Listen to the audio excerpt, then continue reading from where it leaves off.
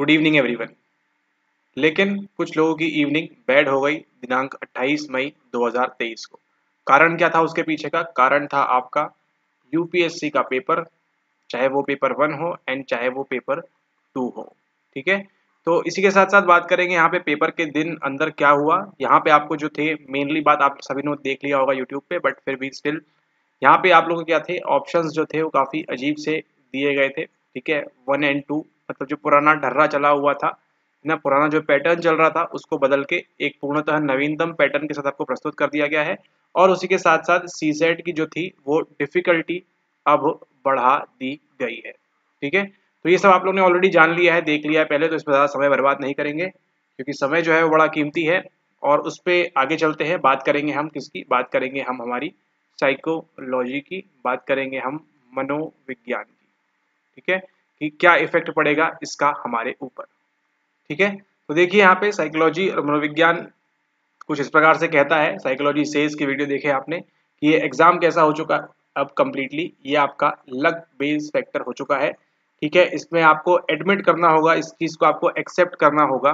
ठीक है, कि इसमें आपकी किस्मत रोल प्ले करती है। ठीक है, इसमें आपकी किस्मत रोल प्ले करेगी।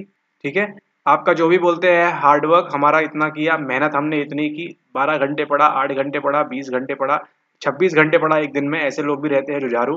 30 घंटे दिन में पढ़ने वाले लोग भी रहते हैं। ठीक है, तो ऐसे इंटरव्यू और ऐसे दकियानूसी चीज़ों से आपको बचना चाहिए। और जो रियलिटी है, जो सच्चाई है, उसको एक्सेप्ट करें। अब ये और आपका जो है किस्मत बेस्ड फैक्टर बनता जा रहा है, क्योंकि आपने देखा, अगर हम बात करें 21 में एग्जाम हुआ, 22 एंड अभी 23 का। ठीक है, 23 में आपको लास्ट टाइम वो देखने मिला था कि 1 टाइप एंड 2 टाइप, इस टाइप के सवाल। ठीक है, कि 1 और 2, ओनली 2, ओनली 3। और 23 में क्या हो गया, इसी का जो प्रपोर्शन है ये बहुत ज़्यादा इंक्रीज हो गया है। ठीक है, तो जो पहले आप ऑप्शन देखते थे 1 2 2 3 या 1 2 3, ठीक है, इस टाइप के जो ऑप्शन थे इसको क्या कर दिया है, हटा दिया है। एंड इस टाइप के आपको देखने को मिलेंगे। ठीक है, तो साल भर आपने कुछ भी मेहनत की हो उससे कोई फर्क नहीं पड़ता है, कोई फर्क नहीं पड़ेगा उससे, साल भर आपने कुछ भी किया हो। एंड जो होता है आपका डी डे जिसे कहते हैं, ठीक है, जिस भी दिन आपका एग्जाम होगा अब 2024 में, है ना, उस दिन आप क्या करेंगे कंप्लीटली डिपेंड करता है आप एग्जाम क्लियर करेंगे या नहीं। ठीक है, नो डाउट साल भर की मेहनत से आपको यहाँ पे आसानी जरूर होगी, लेकिन इसकी कोई गारंटी नहीं है यहाँ पे आपको कितनी आसानी होगी। ठीक है, उदाहरण के तौर पे समझते हैं यहाँ पे, जैसे मान लीजिए एक है दिया हुआ है ये ऑप्शन 2 एंड 3। ठीक है, और ऑप्शन में दिया हुआ है ओनली 1, ओनली 2 एंड ओनली 3। ठीक है, इसी प्रकार से कुछ ऑप्शन थे और ये है आपका क्वेश्चन। तो मान के चलिए आप है पर्सन ए, आपको लगता है कि 1 एंड 2 करेक्ट है। ठीक है, आप क्या मार्क कर देते हैं, आप वहां पे मार्क कर देते हैं 2 ओनली। ठीक है, यानी कि इस क्वेश्चन में जितने करेक्ट आंसर्स दिए हुए हैं ऑप्शंस में आपको कितने हैं, वो 2 हैं। ठीक है, आपको ये लगता है, लेकिन हमको क्या लगता है उसी सेम टाइम पे, हमको लगता है नहीं 2 एंड 3 करेक्ट है। ठीक है, लेकिन फिर भी पेयर तो हमारे पास यही है। ठीक है, तो हम दोनों ही क्या मार्क करेंगे, हम दोनों ही मार्क करेंगे यहाँ पे 2 ओनली, है ना।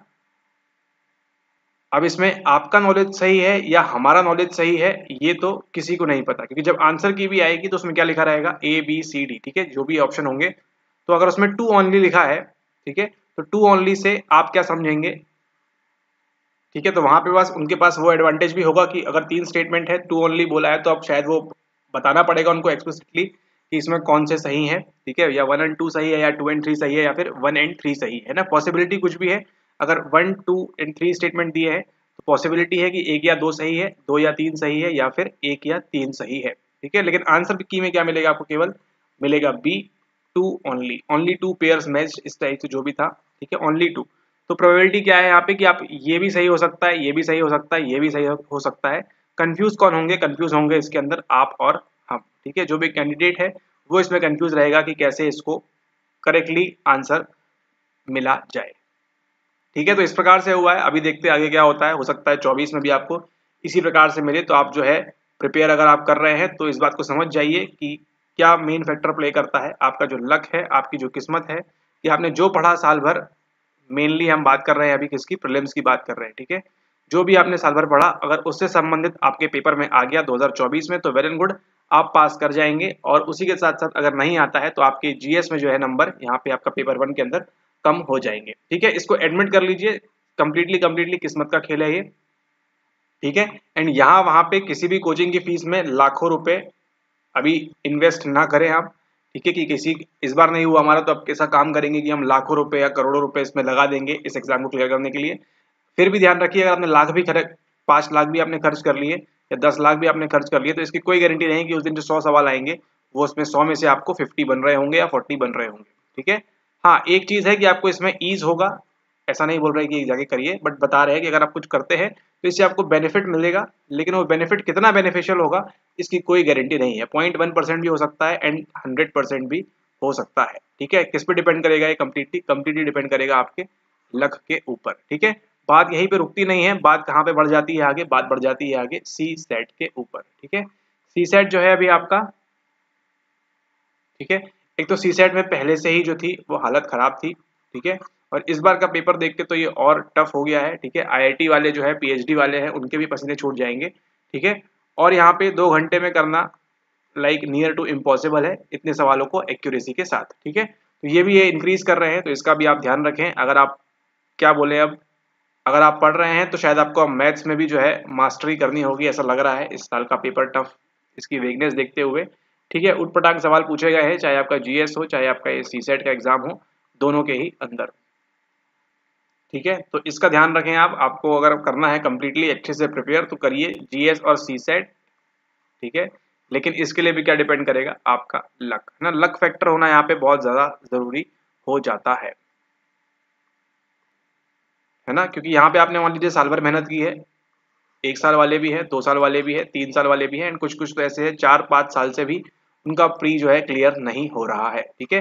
ऐसे लोग भी हैं जिनका 5 साल से भी नहीं हो रहा है, 4 साल से भी नहीं, 3 साल से भी नहीं, 2 साल से भी नहीं, तो 1 साल वाले तो अपना काउंटिंग तो छोड़ ही दीजिए, ठीक है। ऐसे लोग भी आपके आगे बैठे हुए हैं, तो सोचिए इसमें कंपटीशन कितना ज्यादा है, एंड कंपटीशन के साथ साथ इसमें वेगनेस भी कितनी ज्यादा है। सवाल कहीं से कुछ भी आ जा रहा है, द्रोणाचार्य अवार्ड वगैरह आ जा रहा है, ठीक है, जो स्टेट लेवल के एग्जामिनेशन में पूछते हैं वो सारी चीजें पूछ रहे हैं। तो यहाँ पे फायदा किसको होगा? फायदा यहाँ पे होगा जो भी लोग क्या करते हैं, एलिमिनेशन तो छोड़ दीजिए, जो लोग तुक्का लगाते हैं उनको हो सकता है इसमें फायदा मिल जाए, ठीक है। हो सकता है आपको लग रहा है ओनली 1 करेक्ट है, ठीक है, लेकिन किसी ने अगर ओनली 2 करके कर दिया है एंड उसको मालूम नहीं है, ठीक है। देखिए मान लीजिए यहाँ पे 1, 2 एंड 3 स्टेटमेंट है, आपको लग रहा है कि ये वाला करेक्ट है, आपने ओनली 1 कर दिया, ठीक है। एंड ये जो है जिसने ओनली 2 मार्क किया है उसको ये मालूम है कि 1 तो करेक्ट है लेकिन 3 भी हो सकता है शायद, ठीक है, तो वो क्या मार्क कर देगा? वो 2 मार्क कर देगा। एंड आपको मालूम होते हुए भी आप क्या कर पाएंगे? यहाँ पे आप अपना ओनली 1 वाला जो है वो गलत कर आएंगे, ठीक है। तो इस बात का आप ध्यान रखें। ये सब आपको क्यों बता रहे हैं? क्योंकि इससे सफर कौन करेगी? अब सफर करेगी साइकोलॉजी, है ना। साइकोलॉजी ऑप्शन से जो है सफर करेगा, क्योंकि जो है ऑलरेडी ही साइकोलॉजी में लोग कम रहते हैं, ठीक है। एंड इस टाइप के टफ पेपर के बाद जिन लोग का चांसेस थे इस बार निकलने के, है ना, जिन लोग के चांसेस थे इस बार प्री क्लियर होगा एंड वो मेंस में बैठेंगे, ऑप्शनल लिखेंगे, तो उनके चांसेस भी क्या हो रहे हैं और यहाँ पे रिड्यूस हो रहे हैं, ठीक है। इसका आप ध्यान रखें, ठीक है। तो पहले ही 500 बच्चे बैठ के लिखते थे, अब वही यहाँ पे इस टाइप के पेपर से क्या हो जाएंगे, वही 200-250 पे या 300 पे इनका नंबर आ जाएगा, क्योंकि यहाँ पे क्या हो रहा है, ये 100-200 लोग यहाँ पे भी एलिमिनेट हो जाएंगे इस टाइप के पेपर के कारण, ठीक है। तो फिर सवाल उठता है कि क्या हम साइकोलॉजी छोड़ दें? नहीं, साइकोलॉजी नहीं छोड़ना है, बट सवाल ये है कि आगे करना क्या है। करना ये है कि आपके पास, देखिए, अगर आपके पास टाइम है, अगर आप 20 वर्ष या 21 वर्षीय है, 22-23 वर्षीय है, तो आपके पास अगर टाइम है, आपके पास अगर मनी है, टू बी ऑनेस्ट, है ना, अगर आपके पास मनी है एंड आपके पास फैमिली है ना, आपको ये लोग जो है, अगर आप ये तीनों जगहों से आपको सपोर्ट है, ठीक है, तो इसको कंटिन्यू करिए आप, ठीक है, इसको कंटिन्यू करिए अगर आपको यहाँ पे सपोर्ट है, ठीक है। अगर आपके पास टाइम भी है, अगर आपके पास पैसे भी हैं और आपकी फैमिली भी सबको सपोर्ट कर रही है, तो इसको कंटिन्यू करिए। एल्स इसमें एडमिट करने में इसमें कोई हर्ज नहीं है, तुरंत इसको प्लान को ड्रॉप कर दीजिए, ठीक है। यूपीएससी केवल अंतिम लक्ष्य, अंतिम गोल नहीं है यहाँ पे, ठीक है। अगर ऐसा होता तो सोक्रेट्स भी यूपीएससी की तैयारी कर रहे होते कभी, अगर होते तो, ठीक है। यही अंतिम लक्ष्य नहीं है, इसका आप ध्यान रखें। This is not the end, ठीक है। काफी सारे आपने ऐसे देखे होंगे लेक्चर्स, बट ठीक है, फिर भी स्टिल, ठीक है। तो इसको तुरंत ड्रॉप कर दीजिए अगर इनमें से कुछ भी आपके साथ सही नहीं बैठ रहा है तो, ठीक है। चाहे आपका कोई भी ऑप्शनल हो, अगर आप देख रहे हैं, बट मेनली साइकोलॉजी ऑप्शन वाले देख रहे होंगे तो, है ना, क्योंकि आप क्या करिए, तुरंत इसको ड्रॉप कर दीजिए, प्लीज प्लीज प्लीज। इसके अलावा दूसरी, अगर आप कोई स्टेट एग्जाम देना चाहते हैं, रेलवे की एग्जाम देना चाहते हैं या बैंकिंग की कोई भी एग्जाम अगर आप देना चाहते हैं, तो उसमें प्लीज उसमें लग जाइए, जुट जाइए, भिड़ जाइए, या जो भी आपके स्टेट के एग्जाम होते हैं या जो भी आपका मास्टर्स का या बैचलर्स का जो भी आपका स्ट्रीम रहा है उसको आगे कंटिन्यू करिए। ठीक है, लाइफ जो है बहुत बड़ी है, अभी आपकी उम्र ही कितनी है, 24 साल 25 साल। ठीक है, इसको आप ध्यान में रखते हुए, और अगर आप 28 30 ऐसे 31 टच कर रहे हैं अभी भी यहाँ पे फंसे हुए हैं, तो इसमें समय आ गया है कि आप यहाँ से क्या करें, यहाँ से आप एग्जिट कर जाएं। अगर आपके पास इन तीनों में से कोई भी चीज़ नहीं है तो प्लीज़ इसको ड्रॉप करें, क्योंकि ये तीनों बहुत ज़्यादा मैटर कर जाती है। आप साल भर मेहनत करेंगे, सुबह शाम 25 घंटे 24 घंटे जो भी पढ़ेंगे आप, उसके बाद इस टाइप का पेपर आएगा और आपका प्री नहीं निकलेगा, तो इससे क्या होगा, इससे होगा जो आप पढ़ते हैं बुद्धिज्म में, वो क्या है, वो है आपका दुख, है ना। आपको दुख बहुत ज़्यादा होगा, एंड आपको दुख होगा तो हमको भी दुख होगा। ठीक है, और ये दुख का जो चक्र है ये खत्म नहीं होगा, इस साल नहीं तो अगले साल इस टाइप का चलता रहेगा। ठीक है, तो ये जो है आपका TMF, इसको ध्यान रखिए। इनमें से अगर कुछ भी आपके पास डामाडोल स्थिति में है तो तुरंत इसको लीव कर दीजिए। एंड अगर आपके पास ये ऑप्शन है कि आप इसको मैनेज कर सकते हैं, मतलब इनमें से कुछ भी आप मैनेज कर सकते हैं, तो फिर इसमें फिर से लग जाइए।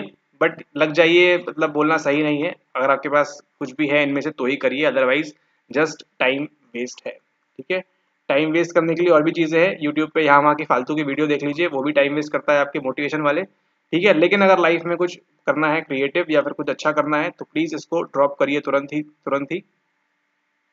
ठीक है, कि जो चीज़ आप आज स्टार्ट कर सकते हैं ना, वही अगर आप 1-2 साल बाद स्टार्ट करेंगे इस वीकनेस के कारण, इस एग्जाम के कारण, तो फिर क्या होगा, आपकी जो 3 साल का गैप है ये काफ़ी ज़्यादा डिफिकल्ट हो जाएगा। ठीक है, और आप ये सोच रहे हैं कि हम ड्रॉप कर देंगे तो क्या होगा हमारा, ऐसा कुछ नहीं है, कुछ ना कुछ आपके लिए ऊपर वाले ने रख रखा होगा तो वो भी हो जाएगा। आपको डिमोटिवेट नहीं कर रहे, बट जो सच्चाई है उससे आपको वाकिफ करा रहे हैं। क्योंकि आप सोचिए आपके पास ये सब नहीं है, तो ये जिनके पास ये सब है वो सब तो लगे होंगे इसके अंदर। ठीक है, तो फिर आप सोच लीजिए आपके पास कुछ नहीं हो कि आप इतना सब सफ़र करेंगे, और जिनके पास ये सब है उनको थोड़ा सा जो होता है थोड़ा सा ईज मिल जाएगा। ठीक है, तो देख लीजिए आपका लाइफ है, आपका डिसीजन होगा जो भी होगा। ठीक है, अपने लाइफ का डिसीजन, अब आप इतने बड़े हो गए हैं, आप सिविल सर्वेंट बनने जा रहे हैं, तो अच्छे से इसका डिसीजन लीजिए। और अगर आप चाहते हैं कि नहीं हमको करना है, अगर आपकी जिद पे आ गई है बात ये, ठीक है, आपका इंटरेस्ट और सब कुछ यही है, सुबह शाम रात दिन आप UPSC खाते पीते सोते उड़ते हैं, तो इसमें फिर लगे रहिए आप। एंड आप सभी को ऑल द बेस्ट। अगर आपने सोच लिया है, ठान लिया है कि हमको UPSC ही करना है, चाहे कुछ हो जाए, चाहे हमारी फैमिली कुछ बोले, चाहे हमारे पास पैसे हो ना हो, या फिर हमारे पास टाइम रहे ना रहे, हमको यही करना है, तो फिर इसमें आप लगे रहिए। ठीक है, ये चीज़ आपकी बहुत ज़्यादा चीज़ें लेके जाएगी आपके जीवन से। ठीक है, इसको भी ध्यान में रखते हुए आप खुद ही सोच लीजिए, आप जो है 10-10 12-12 घंटे पढ़ाई करते हैं, आप 1-2 साल से अगर प्रिपेयर कर रहे हैं, 3 साल से प्रिपेयर कर रहे हैं, तो कितना कुछ आपने खो दिया, आपके फ्रेंड्स वगैरह एंड बाकी सारी चीज़ें। ठीक है, क्योंकि एग्ज़ाम जो है काफ़ी ये वेग हो गया है, इस वजह से आपको ये सब बताया जा रहा है। तो अब ये टाइम है आपके अलर्ट होने का, जाग जाइए एंड अपनी लाइफ के बारे में जो भी डिसीजन लेंगे उसको ब्यूटीफुल बनाइए। ठीक है, ताकि आज से कुछ सालों बाद जाके आपको किसी प्रकार से रिग्रेट ना हो। ठीक है, ऐसा मत सोचिए कि आप नहीं देंगे तो क्या होगा, हजारों करोड़ों लोग पड़े हुए हैं अभी भी इस एग्जाम को, सॉरी करोड़ों लाखों लोग पड़े हुए हैं इस एग्जाम को देने के लिए। ठीक है, एंड आफ्टर कोविड आप जानते ही हैं इसकी कितनी ज़्यादा वैल्यू बढ़ गई है, एंड जो आप मोटिवेशन के वीडियोस देखते हैं फालतू यहाँ वहाँ के, उससे इसकी जो है बहुत ज़्यादा हाइप क्रिएट हो गई है, जिस वजह से ये सब हो रहा है। बस यही है, एंड अगर आप चाहते हैं 2024 में देना, ठीक है, तो इस वीडियो के बाद अगर एंड होने के बाद भी आपको लगता है कि हाँ हमको देना चाहिए, एक ट्राई और करना चाहिए, तो उसके लिए आपका मोस्ट वेलकम। 2024 में फिर से फुल एनर्जी के साथ, फुल पोटेंशियल के साथ दीजिए इसको। ठीक है, एंड इसको एज अ डू और डाई सिचुएशन समझ के करिए कि एक बार हम देंगे इसको फिर से 2024 के अंदर, इस बार होता है तो ठीक है, otherwise we will move on. ठीक है, क्योंकि कहीं से कहीं पहुंचने के लिए कहीं से कहीं निकलना बहुत ज़रूरी होता है। अगर आप यहीं पे फंसे रहेंगे तो आगे जो चीज़ें आपकी लाइफ में beautiful beautiful beautiful beautiful wait कर रही हैं, वो सब क्या होगा, वो सब स्पॉइल हो जाएगा। इसलिए ट्राई करिए इसको डू एंड डाई सिचुएशन में करके कि नहीं 2024 में हमको एटलीस्ट कम से कम प्री क्लियर करना है, एंड देन मेंस एंड वो सारी चीज़ें आपके लिए आसान हो जाएंगी। ठीक है, लेकिन 2024 में भी कोई गारंटी नहीं है कि आप जो है एग्ज़ाम क्लियर करें। इस बात को ध्यान में रखते हुए अपनी प्रिपरेशन को अच्छे से स्टार्ट करिए। ठीक है, क्या पढ़ना है, कैसे पढ़ना है, सारी चीज़ें रिमेन्स द सेम, बेसिक सब सेम है। मैथ्स को जो है आपको बूस्ट करना होगा कहीं ज़्यादा, मैथ्स को जो है आपको काफ़ी अच्छे से प्रिपेयर करना होगा, क्योंकि अब जो है आपको बड़े-बड़े एग्ज़ाम्स जो होते हैं मैथ्स के, ठीक है, उस लेवल के आपको सवाल पूछ रहे हैं, इसका आप ध्यान में रखें आप, ठीक है। तो ये सब चीज़ों को आप और सॉलिड करें और अच्छे से करें, एंड एक चीज़ का और प्रे करें कि जो लक है 24 में आपके साथ हो। ऑलराइट, ओके, ठीक है। तो इसी के साथ इस वीडियो को रैप अप करते हैं, क्योंकि जो सफ़र कर रही है वो कौन कर रही है, सफ़र कर रही है at the end of the day psychology, इसलिए थोड़ा सा खराब लग रहा है।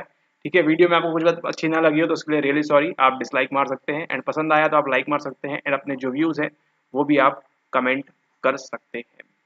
Alright, okay, thanks for watching the video. पहली बार देख रहे हैं तो सब्सक्राइब कर लीजिए, अच्छी लगी तो, नहीं लगी तो इसको नॉट इंटरेस्टेड कर दीजिए इस चैनल को ही, ठीक है। और साइकोलॉजी वाले हैं आप तो फिर कहाँ जाएंगे, है ना, साइको आईएएस पे आप सही जगह पे हैं। मिलते हैं आपसे अगले वीडियो में, बात करेंगे कुछ और। Thank you and have a nice life ahead.